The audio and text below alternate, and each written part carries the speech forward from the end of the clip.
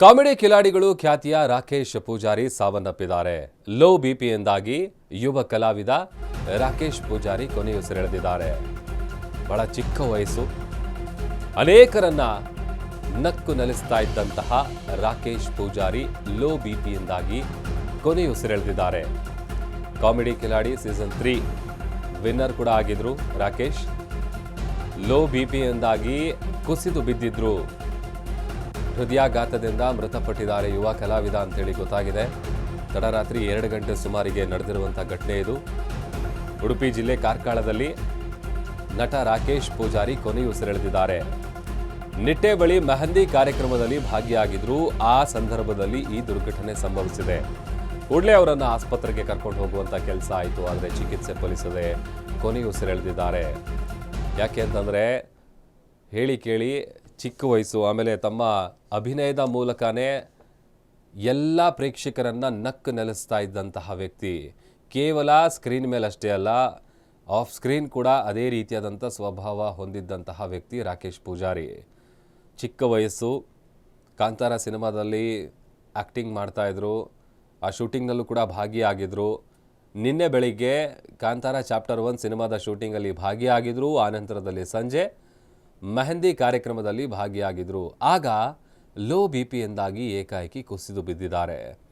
ಕೂಡಲೇ ಅವರನ್ನು ಆಸ್ಪತ್ರೆಗೆ ಕರ್ಕೊಂಡು ಹೋಗುವಂಥ ಕೆಲಸ ಆಯಿತು. ಆದರೆ ಅವರನ್ನು ಉಳಿಸ್ಕೊಳ್ಳೋದಕ್ಕಾಗಿಲ್ಲ.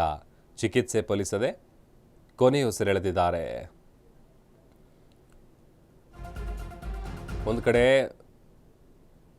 ಅವರ ಅಭಿಮಾನಿಗಳಿಗೆ, ಅದರ ಜೊತೆಗೆ ಅವರ ಆಪ್ತ ಬಳಗಕ್ಕೆ ಎಲ್ರಿಗೂ ಕೂಡ ಒಂದು ರೀತಿಯಾದಂಥ ಶಾಕ್ ಇದು. ಶಾಕಿಂಗ್ ವಿಚಾರ. ಇಷ್ಟು ಚಿಕ್ಕ ವಯಸ್ಸಲ್ಲಿ ಈ ಥರ ಸಾವನ್ನಪ್ತಾರೆ ಅಂತ ಬಹುಶಃ ಯಾರು ಕೂಡ ಅಂದ್ಕೊಂಡಿರಲಿಲ್ಲ. ಫಿಲ್ಮ್ ಬ್ಯೂರೋ ಹೆಡ್ ರವಿ ನಮ್ಮ ಜೊತೆ ದೂರವಾಣಿ ಸಂಪರ್ಕದಲ್ಲಿ ಜಾಯ್ನ್ ಆಗಿದ್ದಾರೆ. ಹೆಚ್ಚಿನ ಡೀಟೇಲ್ಸನ್ನು ಪಡ್ಕೊಳ್ಳೋಣ. ರವಿ, ಈಗ ನಿನ್ನೆ ರಾತ್ರಿ ಏಕಾಏಕಿ ಹೃದಯಾಘಾತದಿಂದ ಮೃತಪಟ್ಟಿದ್ದಾರೆ ಅಂತೇಳಿ ಗೊತ್ತಾಗ್ತಾ ಇದೆ ರಾಕೇಶ್ ಪೂಜಾರಿ. ಸೊ ಈಗ ಏನೆಲ್ಲ ಅಪ್ಡೇಟ್ಸ್ ಸಿಗ್ತಾ ಇದೆ, ಏನು ಮಾಹಿತಿ ಇದೆ ರವಿ? ಎಸ್ ಪ್ರಭು, ನಿನ್ನೆ 3:30ಕ್ಕೆ ನಡೆದಂತಹ ಕೆಲವೊಂದು ಎಲ್ಲೊಂದ್ ಕಡೆ ರಾಕೇಶ್ ಪೂಜಾರಿ ಅವರೊಂದು ಕೆಲವೊಂದು ವಿಚಾರ, ಅಂದ್ರೆ ಹೃದಯಾಘಾತದ ವಿಚಾರವಾಗಿ ಕೆಲವೊಂದಿಷ್ಟು ಬೆಳವಣಿಗೆ ನಡೀತಾ ಇರುವಂತದ್ದು. ಇವಾಗ ಕಾಮಿಡಿ ಕಿಲಾಡಿಗಳು ಆದಂತಹ ಅವರ ಒಂದು ಸಹಪಾಠಿಗಳೇನಿದ್ದಾರೆ ಕೆಲವೊಂದಿಷ್ಟು ಪ್ರತಿಕ್ರಿಯೆಯನ್ನು ನೀಡುತ್ತಿರುವಂತದ್ದು. ಎಲ್ಲೊಂದ್ ಕಡೆ ಅವರ ಒಂದು ಅಂತ್ಯಕ್ರಿಯೆಗೆ ಎಲ್ಲರೂ ಭಾಗಿಯಾಗುವಂತಹ ಒಂದು ವಿಚಾರವನ್ನ ನಾವು ಕಾಣ್ತಾ ಇದೀವಿ ಅಂತಾನೆ ಹೇಳ್ಬೋದು ಪ್ರಭು. ಜೊತೆಗೆ ಇನ್ನೊಂದೇನಪ್ಪಾ ಅಂತಂದ್ರೆ, ಮುಖ್ಯವಾಗಿ ಎಲ್ಲೋ ಒಂದ್ ಕಡೆ ರಾಕೇಶ್ ಪೂಜಾರಿ ಒಬ್ಬ ಅದ್ಭುತವಾದಂತಹ ನಟ ಇವತ್ತು ನಮ್ಮ ಕನ್ನಡ ಚಿತ್ರರಂಗದಲ್ಲಿ ಮತ್ತು ಕಿರುತೆರೆ ಮತ್ತು ಹಿರಿತೆರೆಯಲ್ಲಿ ಇವತ್ತು ಇಲ್ಲ ಅನ್ನುವಂಥದ್ದು ಒಂದು ಆಘಾತಕಾರಿ ಅಂತಾನೆ ಹೇಳ್ಬೋದು ಪ್ರಭು. ಆಮೇಲೆ ಈಗ ಅವರ ಆಪ್ತರಿಗೆ, ಅವರ ಅಭಿಮಾನಿಗಳಿಗೆ ಅಂತಿಮ ದರ್ಶನದ ವ್ಯವಸ್ಥೆ ಏನಾದರೂ ಮಾಡ್ತಾರಾ? ಆ ಬಗ್ಗೆ ಏನಾದರೂ ಡೀಟೇಲ್ಸ್ ಗೊತ್ತಾಗಿದೆಯಾ ರವಿ? ಹೇಗೆ ಸದ್ಯಕ್ಕೆ ಯಾವುದೇ ರೀತಿಯಾದಂತಹ ಮಾಹಿತಿ ಲಭ್ಯವಾಗಿಲ್ಲ ಅಂತಾನೆ ಹೇಳ್ಬೋದು ಪ್ರಭು. ಓಕೆ, ಥ್ಯಾಂಕ್ ಯು ರವಿ ನಿಮ್ಮೆಲ್ಲ ಡೀಟೇಲ್ಸ್ಗಾಗಿ. ಸೊ ಬಹುಶಃ ಅಂತಿಮ ದರ್ಶನಕ್ಕೆ ವ್ಯವಸ್ಥೆ ಮಾಡುವಂಥದ್ದು ಅದೆಲ್ಲವೂ ಕೂಡ ಇನ್ನೂ ಕೂಡ ತಿಳಿದು ಬಂದಿಲ್ಲ. ಅದಕ್ಕೆ ಸಂಬಂಧಪಟ್ಟಂಥ ಮಾಹಿತಿ ಬಹುಶಃ ಆನಂತರದಲ್ಲಿ ಗೊತ್ತಾಗ್ಬೋದು. ಸದ್ಯ ನಾವೇನು ಅವರ ಫೋಟೋಗಳು ನೋಡ್ತಾ ಇದ್ದೀವಿ, ಅವರ ವಿಡಿಯೋಗಳು ನೋಡ್ತಾ ಇದ್ದೀವಿ. ಅಂದರೆ ಸ್ಕಿಟ್ ಮಾಡ್ತಾ ಇದ್ದರೆ ಎಲ್ಲರನ್ನೂ ಕೂಡ ತಮ್ಮತ್ತ ಸೆಳೆಯುವಂತಹ ಟ್ಯಾಲೆಂಟ್ ಇದ್ದಂಥ ವ್ಯಕ್ತಿ. ಆಮೇಲೆ ಮೊನ್ನೆ ಅಷ್ಟೇ ರೀಸೆಂಟಾಗಿ ಕಾಂತಾರ ಚಾಪ್ಟರ್ 1 ಸಿನಿಮಾದಲ್ಲಿ ಅಭಿನಯಿಸ್ತಾ ಇದ್ದಂಥ ಮತ್ತೊಬ್ಬ ನಟ ಕೂಡ ಈಜಾಡೋದಕ್ಕೆ ಹೋದಂಥ ಸಂದರ್ಭದಲ್ಲಿ ಮೃತಪಟ್ಟಿದ್ದರು. ಈಗ ಮತ್ತೊಮ್ಮೆ ಕಾಂತಾರ ಚಾಪ್ಟರ್ 1ನಲ್ಲಿ ಶೂಟಿಂಗ್ನಲ್ಲಿ ಭಾಗಿಯಾಗಿದ್ದಂಥ ರಾಕೇಶ್ ಪೂಜಾರಿ ಕೂಡ ಕಳೆದ ತಡರಾತ್ರಿ ಹೃದಯಾಘಾತದಿಂದ ಮೃತಪಟ್ಟಿದ್ದಾರೆ. ಆಮೇಲೆ ಅವರ ಆಪ್ತರನ್ನು ಕೂಡ ನಾವು ಮಾತನಾಡಿಸುವಂಥ ಸಂದರ್ಭದಲ್ಲಿ ಹೇಳ್ತಾ ಇದ್ರು, ಇಷ್ಟು ಚಿಕ್ಕ ವಯಸ್ಸು, ಎಲ್ಲರನ್ನ ನಕ್ಕಿ ನಲಿಸಿದಂತಹ ವ್ಯಕ್ತಿಗೆ ಹೇಗೆ ನಾವು ಶಾಂತಿ ಸಿಗಲಿ ಅಂತ ಕೇಳ್ಕೊಳ್ಳೋದು? ಏನಾಗ್ತಾ ಇದೆ ಅಂತಲೇ ಗೊತ್ತಾಗ್ತಾ ಇಲ್ಲ. ಯಾಕಂತಂದರೆ ಕಳೆದ ವರ್ಷಗಳಿಂದ ನಾವು ಗಮನಿಸ್ತಾ ಇದ್ದೀವಿ, ಹೃದಯಾಘಾತ ಅತಿ ಚಿಕ್ಕ ವಯಸ್ಸಿನ ಮಕ್ಕಳಿಂದ ಹಿಡಿದು ಅದರಲ್ಲೆಲ್ಲ ಯುವಕರೇ ಇದ್ದಾರೆ. ಅಂದರೆ ಈ 30 ಬಿಲೋ ಇರೋವಂಥ ಏಜ್ ಇರೋವಂಥ ವ್ಯಕ್ತಿಗಳಿಗೇನೆ ಹಾರ್ಟ್ ಅಟ್ಯಾಕ್ ಕಾಣಿಸ್ಕೊಳ್ತಾ ಇದೆ. ಈ ಥರದ ಒಂದು ಹಾರ್ಟ್ ಅಟ್ಯಾಕ್ಗೆ ಸದ್ಯ ರಾಕೇಶ್ ಪೂಜಾರಿ ಅವರು ಕೂಡ ಮೃತಪಟ್ಟಿದ್ದಾರೆ. ಆ ಥರದ್ದು ಯಾವುದೇ ರೀತಿಯಾದಂಥ ಸೂಚನೆ ಇರಲಿಲ್ಲ. ಯಾಕೆಂತಂದರೆ ಸಿನಿಮಾ ಸೆಟ್ಗಳಲ್ಲಾಗ್ಬೋದು, ಅಥವಾ ರಿಯಾಲಿಟಿ ಶೋ ಸೆಟ್ಗಳಲ್ಲಾಗ್ಬೋದು, ಅಥವಾ ಹೊರಗಡೆ ಆಗ್ಬೋದು, ಭಾಳ ಆಪ್ತ ಬಳಗವನ್ನು ಹೊಂದಿದ್ದಂಥ ವ್ಯಕ್ತಿ. ಎಷ್ಟು ಕಾಮಿಡಿ ಮಾಡ್ತಾ ಇದ್ರು, ಅಷ್ಟು ನಗಿಸ್ತಾ ಇದ್ರು, ಹಸನ್ಮುಖಿ, ಯಾವಾಗಲೂ ನಗ್ನಗ್ತಾನೆ ಇರ್ತಾ ಇದ್ರು.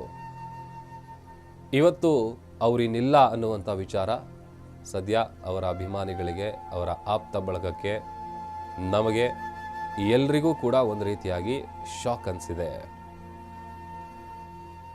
ಹೇಳಿ ಕೇಳಿ ಆಗೆಲ್ಲ ವಯಸ್ಸಾದಂಥವರಲ್ಲಿ ನಾವು ನೋಡ್ತಾ ಇದ್ವಿ ಹೃದಯಾಘಾತದಿಂದ ಮೃತಪಟ್ಟಿದ್ದಾರೆ ಅಂತೇಳಿ. ಬಟ್ ಈಗ ಆ ಥರ ಯಾವುದೇ ರೀತಿಯಾದಂಥ ಏಜ್ ಡಿಫ್ರೆನ್ಸ್ ಇಲ್ಲ. ಹೈಸ್ಕೂಲ್ ಮಕ್ಕಳು ಮೃತಪಟ್ಟಿದ್ದಾರೆ, ಇನ್ಫ್ಯಾಕ್ಟ್ ಎಕ್ಸಾಮ್ ಹಾಲಲ್ಲಿ ಕುಸಿದು ಬಿದ್ದಿದ್ದಾರೆ. ಆ ಥರದ್ದೆಲ್ಲ ನಾವು ಇನ್ಸಿಡೆಂಟ್ಗಳನ್ನು ನೋಡ್ತಾ ಇದ್ದೀವಿ.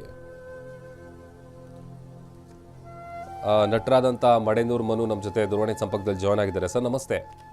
ಸರ್ ನಮಸ್ತೆ ಸರ್. ಸರ್, ರಾಕೇಶ್ ಪೂಜಾರಿ ಅವರ ವಿಚಾರ ನಿಮಗೆ ಯಾವಾಗ ಗೊತ್ತಾಯಿತು? ಸರ್ ನನಗೆ 3 ಗಂಟೆಲಿ ಕಾಲ್ ಬಂದಿದ್ದು ಮಧ್ಯರಾತ್ರಿ. ನಾನು ಏನಕ್ಕೆ ಎಷ್ಟೊತ್ತು ಕಾಲ್ ಬರ್ತೈತೆ ನನಗೆ ಆಕ್ಚುಲಿ 3 ಗಂಟೆ 2 ಗಂಟೆಲೆಲ್ಲ ಫೋನ್ ಬಂದ್ರೆ ನಂಗೆ ಭಯ, ಏನೋ ಇರ್ಬೇಕು ಅನ್ನೋ ಥರ ಅನಿಸುತ್ತೆ. ವಿಷಯ ಗೊತ್ತಾದ್ಮೇಲೆ 2 ನಿಮಿಷ ನನಗೆ ಗೊತ್ತಾಗಿಲ್ಲ ಇದೆ ಸುಳ್ಳ ನಿಜವ ಅನ್ನೋ ಥರ ಅನಿಸ್ತು. ಆಮೇಲೆ ಒಂದು 2-3 ಜನ ಕನ್ಫರ್ಮ್ ಮಾಡ್ಕೊಂಡೆ. ಅವಾಗ ಹಿಂಗಾಗಿದೆ, ಏನೋ ಮೆಹಂದಿ ಶಾಸ್ತ್ರಕ್ಕೆ ಹೋಗಿ ಅಲ್ಲಿ ಏನೋ ಪಲ್ಸ್ ರೇಟ್ ಇದ್ದಕ್ಕಿದ್ದಂಗೆ ಏನೋ ಕುಸ್ತು ಬಿದ್ರು, ಪಲ್ಸ್ ರೇಟ್ ಕಡಿಮೆ ಆಯ್ತು ಅಂತ ಅಂದ್ರು. ಕಾಂತಾರ 2 ಬೇರೆ ಮಾಡ್ತಿದ್ದ.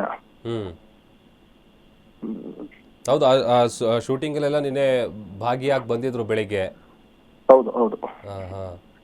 ಅಂದ್ರೆ ಪ್ಲೇಟ್ಲೆಟ್ಸ್ ಎಲ್ಲ ಕಡಿಮೆ ಇತ್ತು ಅನ್ನುವಂಥದ್ದೇನೋ ಕೇಳ್ಪಟ್ಟಿತ್ತು. ಎಕ್ಸಾಕ್ಟ್ ಆಗಿ ಏನಾಗಿತ್ತು ಸರ್? ಅದೇನೋ ಗೊತ್ತಿಲ್ಲ. ನೆನ್ನೆ ಮೆಹಂದಿ ಶಾಸ್ತ್ರದಲ್ಲೇನೋ ಫಂಕ್ಷನ್ ಅಲ್ಲಿ ಇದ್ದಂತಾರೆ ಅವ್ರ ಊರಲ್ಲೇ. ಓಕೆ.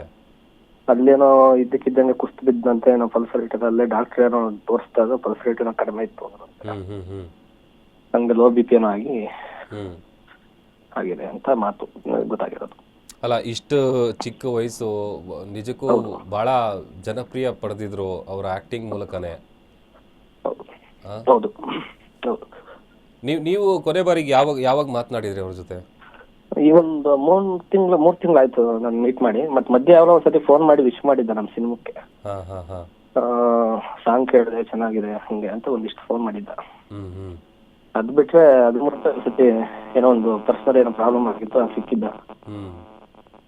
ಹೇಳ್ದ ಹಿಂಗ್ ತಂತರ ಮಾಡ್ತಾ ಇದೀನಿ, ಚೆನ್ನಾಗಾಗಿದೆ, ಡೇಟು ಇಷ್ಟು ದಿವಸ ಕೊಟ್ಟಿದ್ದೀನಿ, ಒಳ್ಳೆ ಮೇನ್ ರೋಲು ಅಂತ ಹೇಳ್ದ.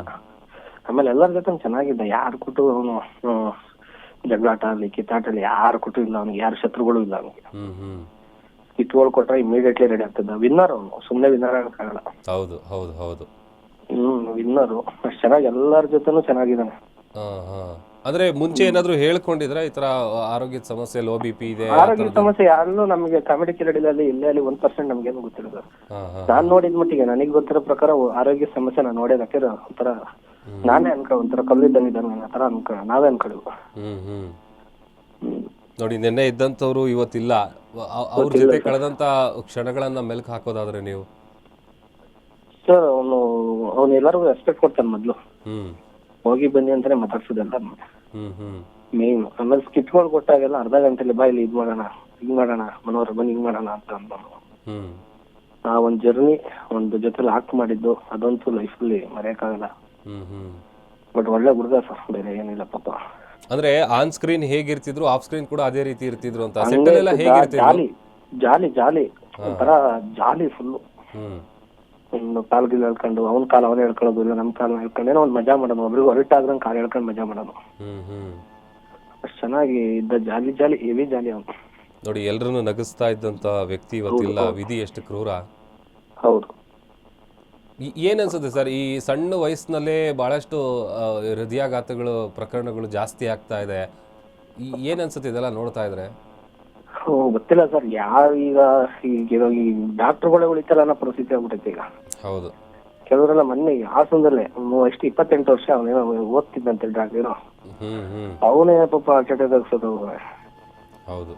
ಈಗ ಅವ್ರವ್ರ ಡಾಕ್ಟರ್ ಮಕ್ಳುಗಳೇ ಉಳಿತಲ್ಲ ಅನ್ನೋ ಪರಿಸ್ಥಿತಿ ಆಗ್ಬಿಟ್ಟೈತಿ. ಹಂಗಾಗಿ ನಮ್ದೆಲ್ಲ ಯಾವ ಲೆಕ್ಕ ಹಂಗ ಆಗ್ಬಿಟ್ಟೈತಿ ಈಗ. ನೆನ್ನೆ ಇದ್ದಾರಲ್ಲ ಇವತ್ತಿಲ್ಲ. ಅಂದ್ರೆ ಈಗ ಅಂತಿಮ ದರ್ಶನಕ್ಕೆ ಏನಾದ್ರು ವ್ಯವಸ್ಥೆ ಮಾಡ್ತಾರ? ಅದ್ರ ಬಗ್ಗೆ ಏನಾದ್ರು ನಿಮ್ಗೆ ಏನಾದ್ರು ಗೊತ್ತಿದ್ಯಾ? ಗೊತ್ತಿಲ್ಲ ಸರ್, ಎಲ್ಲರೂ ಹೋಗ್ತಿದಾರೆ. ನಾನು ಒಂದಿಷ್ಟು ನಮ್ದು ಈಗ ರೀಸೆಂಟ್ ಆಗಿ ಒಬ್ಬ ನಮ್ಮ ಅಕ್ಕನ ಮಗ ರಂಜು ಒಬ್ಬ ತಿರೋದಾಗ ಒಂದು 5 ದಿವಸ ಆಯ್ತು. ಇವತ್ತು ಅವ್ನ ಆಕ್ಸಿಡೆಂಟ್ ಅಲ್ಲಿ ಸತ್ತೋದ. ಅವನೇನೋ 22 ವರ್ಷ ಅವನಿಗೆ. ಅವನಿಗೆ ಇವತ್ತು ಆಲೂತುಪ್ಪ ಮೆಡನೂರಲ್ಲಿ. ಅದಕ್ಕೆ ಬಂದಿದ್ದೀನಿ. ಇಲ್ಲಿ ಮುಗಿಸ್ಕೊಂಡು ಎಷ್ಟೊತ್ತಾಗುತ್ತೋ ಗೊತ್ತಿಲ್ಲ, ಅಲ್ಲಿ ಮುಗಿಸ್ಕೊಂಡು ಅಲ್ಲಿ ಹೊರಡಬೇಕು. ಲೇಟ್ ಆದರೆ ನೋಡ್ಬೇಕು ಎಷ್ಟೊತ್ತಾಗುತ್ತೆ ಅಂತ. ಯಾಕಂದರೆ ಅಧಿಕೃತವಾಗಿ ಯಾವುದೂ ಮಾಹಿತಿ ಸಿಕ್ಕಿಲ್ಲ. ಈಗ ಏನಾದರೂ ಅಂತಿಮ ದರ್ಶನಕ್ಕೆ ನಾವು ವ್ಯವಸ್ಥೆ ಮಾಡ್ತಾರಾ ಏನು ಎತ್ತ ಅಂತ ಗೊತ್ತಿಲ್ಲ ಸರ್, ಕೇಳಬೇಕು. ಎಲ್ಲರೂ ಹೋಗಿದ್ದಾರೆ, ನಮ್ಮವರೆಲ್ಲ ಕಾಮಿಡಿ ಕಿರಡಿಯಿಂದ ಸುಮಾರು ಜನ ಹೋಗಿದ್ದಾರೆ, ಫೋನ್ ಮಾಡಿದ್ರು. ಈಗ ಒಂದ್ ಸ್ವಲ್ಪ ಜನ ಈಗ ಹೋಗ್ತಾವ್ರೆ. ಈಗ ತುಕಾಲಿ ಸಂತು ಫೋನ್ ಮಾಡಿದ್ದ, ಅವನು ಹೋಯ್ತಾವ್ರೆ. ಲೇಟ್ ನೈಟ್ ಕಾಲ್ ಮಾಡಿದಾಗ ನೀವು ಗೆಸ್ ಮಾಡಿದ್ರ ಏನೋ ಆಗಿದೆ, ಏನೋ ಆಗ್ಬಾರ್ದು, ಏನೋ ಆಗಿದೆ ಅಂತ? ಅಯ್ಯೋ, ನನಗೆ 3 ಗಂಟೆ ಫೋನ್ ಬಂದಾಗ ನನಗೆ ಯಾರು ಫೋನ್ ಬಂದ್ರು ನನಗೆ ಭಯ ಆಗುತ್ತೆ. ಒಂದು 3 ಗಂಟೆ 2 ಗಂಟೆಲಿ ಯಾರು ಫೋನ್ ಮಾಡಲ್ಲ. ಎಲ್ಲೋ ಒಂದು 100ಕ್ಕೆ 5% ಅಷ್ಟೇ ಗುಡ್ ನ್ಯೂಸ್ ಇರುತ್ತೆ. ಹೌದು ಹೌದು. 95% 3 ಗಂಟೆಲೆಲ್ಲ ಫೋನ್ ಬಂದ್ರೆ 2 ಗಂಟೆಯಿಂದ ಬೆಳಗಿನ ಜಾವ 5 ಗಂಟೆ ಒಳಗೆ ಫೋನ್ ಬಂದ್ರೆ ಯಾವ್ದಾರು ಒಂದು ಬ್ಯಾಡ್ ನ್ಯೂಸ್ ಇರ್ತದೆ. ಬಟ್ ಇದು ಹೇಳ್ದಾಗ ನನಗೆ 2 ನಿಮಿಷ ಏಯಪ್ಪ ಇದೇನಪ್ಪ ಇದು ಅಂತ. ಅಲ್ಲ, ಲಾಸ್ಟ್ 3 months ಇಂದ ಮತ್ತೆ ತಿರ್ಗಾ ಫೋನ್ ಅಲ್ಲಿ ಆಗ್ಲಿ ಅಥವಾ ಮೆಸೇಜ್ ಆಗ್ಲಿ ಅದೇ ನಮ್ದು ಸಿನಿಮಾಕ್ಕೆ ವಿಶ್ ಮಾಡಿದ್ದೆ ಸರ್, ವಿಶ್ ಮಾಡಿದ್ದ. ಚೆನ್ನಾಗ್ ಬರ್ತಿದೆ, ಪ್ರಮೋಷನ್ ಚೆನ್ನಾಗ್ತಿದೆ, ಮಗ ಒಳ್ಳೇದಾಗ್ಲಿ ಮನೋರು ಮಾಡಿ ಅಂತ ಅಂದ. ನಾನು ಮಧ್ಯೆ ಯಾಕೋ ಕಾಲ್ ಮಾಡಿದ್ದೆ, ಇದು ನಮ್ಮ ಸಾಂಗ್ ಲಾಂಚಿಗೆ ರಿಷಬ್ ಶೆಟ್ಟಿ ಅವರನ್ನ ಒಂಚೂರು ಮೀಟ್ ಮಾಡ್ಬೇಕು, ನಮ್ದಕ್ಕೆ ಒಂದು ಏನಕರ ಲಾಂಚ್ ಮಾಡ್ಸಕ್ಕೆ ಏನಕರ ಒಂದು ಮಾಡಿಸ್ಬೇಕು ಅಂತ ಕೇಳಿದ್ದೆ. ಆಯ್ತು ಮಾತಾಡ್ತೀನಿ ಅಂತ ಅಂದಿದ್ದ ಅಷ್ಟೇ, ಅದ್ ಬಿಟ್ರೆ ನನಗೆ ಸಿಕ್ಕಿಲ್ಲ. ಒಂದು ಬೆಸ್ಟ್ ಮೂಮೆಂಟ್ ಅವ್ರ ಜೊತೆ ನೀವು ನಾನು ಕಳೆದಿದ್ದು one of the best moment ಅಂತ ಆ ಥರದ್ದು ಯಾವ್ದಾನ ಘಟನೆ ಇದೆಯಾ? ಆ ತರದ್ದು ಏನಿಲ್ಲ ಸರ್, ಬಟ್ ಎಲ್ಲರ ಕೂಡ ಚೆನ್ನಾಗಿದ್ದಾನೆ. ಮೂಮೆಂಟ್ ಅನ್ನೋದ್ಕಿಂತ ಎಲ್ಲರ ಜೊತೆನೂ ಚೆನ್ನಾಗಿದ್ದಾರೆ. ಪರ್ಸನಲ್ ಒಬ್ಬೊಬ್ರು ಇಬ್ಬಿಬ್ರು ಅಂತಾರೆ, ಎಲ್ಲಾರು ಕೂಡ ಚೆನ್ನಾಗಿದೆ. ಓವರ್ ಆಗಿ ಏನ್ ಹೇಳಕ್ ಇಷ್ಟಪಡ್ತೀರಿ ಮನೋರ? ಏನಿಲ್ಲ ಸರ್, ಅವರ ಫ್ಯಾಮಿಲಿಗೆ ಆ ಒಂದು ದುಃಖನ ತಡೆಯುವಂತ ಶಕ್ತಿಯ ಭಗವಂತ ಕೊಡ್ಲಿ. ಮತ್ತೆ ಭಗವಂತ ನಾನು ಇದ್ರೆ ಮತ್ತೆ ಹುಟ್ಟಿ ಬರ್ಲಿ ಸರ್, ಅಷ್ಟೇ. ಏನಿಲ್ಲ, ಒಬ್ಬ ಹಾಸ್ಯ ಕಲಾವಿದನಾಗೆ ಮತ್ತೆ ಹುಟ್ಟಿ ಬರ್ಲಿ. ಓಕೆ, ಥ್ಯಾಂಕ್ ಯು ಮನೋರೇ, ಅಶೋಕ ನ್ಯೂಸ್ ಒಟ್ಟಿಗೆ ಮಾತನಾಡಿದ್ದಕ್ಕೆ. ಸೊ ಇದು ಮನು ಅವರು ರಾಕೇಶ್ ಪೂಜಾರಿ ಅವರ ನೆನಪುಗಳನ್ನು ಮೆಲುಕು ಹಾಕ್ತಾಯಿದ್ರು. 3 ತಿಂಗಳ ಹಿಂದೆ ನಾನು ಅವ್ರನ್ನ ಮೀಟ್ ಮಾಡಿದ್ದೆ. ಅದಾದ ಮೇಲಿಂದ ಯಾವುದೋ ಒಂದು ಸಿನಿಮಾ ವಿಚಾರಕ್ಕೆ ಸಂಬಂಧಪಟ್ಟಂತೆ ವಿಶ್ ಮಾಡೋದಕ್ಕೆ ಫೋನ್ ಮಾಡಿದರು, ಮೀಟ್ ಮಾಡಿರಲಿಲ್ಲ. ನನಗೂ ತಡರಾತ್ರಿ 3 ಗಂಟೆಗೆ ಕಾಲ್ ಬಂದಿತ್ತು. ಎಲ್ಲವೂ ಕೂಡ ಹೇಳ್ತಿದ್ರು, ಅಂದರೆ ಸೆಟ್ಟಲ್ಲಿ ಯಾವ ರೀತಿಯಾಗಿರ್ತಾರೆ, ಆಮೇಲೆ ಹೊರಗಡೆ ಯಾವ ರೀತಿಯಾಗಿರ್ತಾರೆ. ಇನ್ನು ನಟ ರಾಕೇಶ್ ಪೂಜಾರಿ ನಿಧನಕ್ಕೆ ರಕ್ಷಿತಾ ಪ್ರೇಮ್ ಸಂತಾಪ ಸೂಚಿಸಿದ್ದಾರೆ. ರಾಕೇಶ್ ಜೊತೆ ಇನ್ನು ಮುಂದೆ ಮಾತಾಡೋದಕ್ಕೆ ಸಾಧ್ಯ ಇಲ್ಲ, ಇದೆಲ್ಲ ಒಪ್ಪಿಕೊಳ್ಳೋದಕ್ಕೆ ಸಾಧ್ಯ ಆಗ್ತಿಲ್ಲ ಅಂತ ಪೋಸ್ಟ್ ಹಾಕಿದ್ದಾರೆ. ನೀವು ಯಾವಾಗಲೂ ನಮ್ಮ ಹೃದಯದಲ್ಲಿರ್ತೀರಿ. ನಟಿ ರಕ್ಷಿತಾ ರಾಕೇಶ್ ಪೂಜಾರಿ ಓರ್ವ ಅದ್ಭುತ ಪ್ರತಿಭೆ ಅನ್ನುವಂಥ ವಿಚಾರವನ್ನು ಹೇಳಿದ್ದಾರೆ. ಇನ್ಫ್ಯಾಕ್ಟ್ ನಟ ರಾಕೇಶ್ ಪೂಜಾರಿ ನಿಧನಕ್ಕೆ ರಕ್ಷಿತಾ ಪ್ರೇಮ್ ಅವರು ಸಂತಾಪವನ್ನು ಸೂಚಿಸಿದ್ದಾರೆ. ಇನ್ನು ಮುಂದೆ ಅವ್ರ ಜೊತೆ ಮಾತಾಡೋದಕ್ಕಾಗಲ್ಲ, ಆದರೆ ನಿಮ್ಮ ನೆನಪು, ನೀವು ಸದಾ ನಮ್ಮ ಹೃದಯದಲ್ಲಿರ್ತೀರಿ. ಇದೆಲ್ಲ ಆಗಿದೆ ಅನ್ನುವಂಥದ್ದೇ ನಂಬೋದಕ್ಕೆ ಸಾಧ್ಯ ಆಗ್ತಾಯಿಲ್ಲ, ಒಪ್ಕೊಳ್ಳೋದಕ್ಕೆ ಆಗ್ತಾ ಇಲ್ಲ. The ever smiling Rakesh, my favourite ಅಂತೆಲ್ಲ ಹೇಳಿ, ಮೈ ಫೇವ್ರೇಟ್ ಕಾಮಿಡಿ ಕಿಲಾಡಿ ಅಂತ ಹೇಳಿ ಎಮೋಜಿ ಎಲ್ಲ ಹಾಕಿ ಪೋಸ್ಟ್ ಮಾಡಿದ್ದಾರೆ. The most sweetest and kindest loving person, ಇವತ್ತು ನೀನಿಲ್ಲ ಅನ್ನುವಂಥದ್ದನ್ನು ಅರಗಿಸ್ಕೊಳ್ಳೋದಕ್ಕೆ ಆಗ್ತಾ ಇಲ್ಲ, ನಮ್ಮ ಹೃದಯದಲ್ಲಿ ನೀನಿದೆಯಾ ಅಂತೇಳಿ ಭಾಳ ಭಾವನಾತ್ಮಕವಾದ ಪೋಸ್ಟನ್ನು ಹಾಕಿದ್ದಾರೆ ನಟಿ ರಕ್ಷಿತಾ.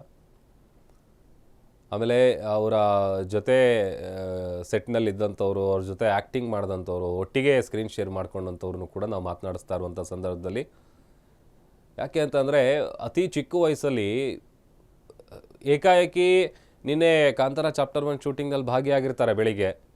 ತಿರ್ಗಿ ಆನಂತರದಲ್ಲಿ ಸಂಜೆ ಅವ್ರ ಊರಲ್ಲಿ ಒಂದು ಮೆಹಂದಿ ಕಾರ್ಯಕ್ರಮ ಇರುತ್ತೆ, ಆ ಫಂಕ್ಷನ್ನಿಗೆ ಹೋಗಿರ್ತಾರೆ.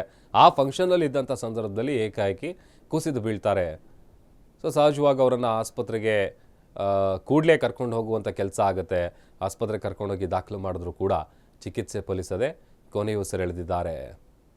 ಎಲ್ಲ ಯಾವುದೇ ರೀತಿಯಾದಂಥ ಸ್ಕಿಟ್ಗಳನ್ನು ಮಾಡಿದ್ರೂ ಕೂಡ ತಮ್ಮ ಟೈಮಿಂಗ್ಸಿಂದಲೇ ಪಂಚಿಂಗ್ ಡೈಲಾಗ್ಸ್ ಮೂಲಕ ಎಲ್ಲರನ್ನ ನಕ್ಕು ನೆಲೆಸ್ತಾ ಇದ್ರು. ಆಮೇಲೆ ಇನ್ಫ್ಯಾಕ್ಟ್ ಈ ಮಹಾಸಂಗಮ ಸಂಚಿಕೆಯಲ್ಲಂತೂ ಅರ್ಜುನ್ ಜನ್ಯ ಅವರ ಪಾತ್ರವನ್ನು ಮಾಡುವಂಥ ಸಂದರ್ಭದಲ್ಲಂತೂ ಭಾಳ ಅದ್ಭುತವಾಗಿ ಆ್ಯಕ್ಟಿಂಗ್ ಮಾಡ್ತಾಯಿದ್ರು. As it is Arjun Janya ಥರನೇ ಅವರು ಇಮಿಟೇಟ್ ಮಾಡ್ತಾಯಿದ್ರು. ಆ ಎಲ್ಲ ಸಂಚಿಕೆಗಳು ಕಣ್ಮುಂದೆ ಬರುತ್ತೆ.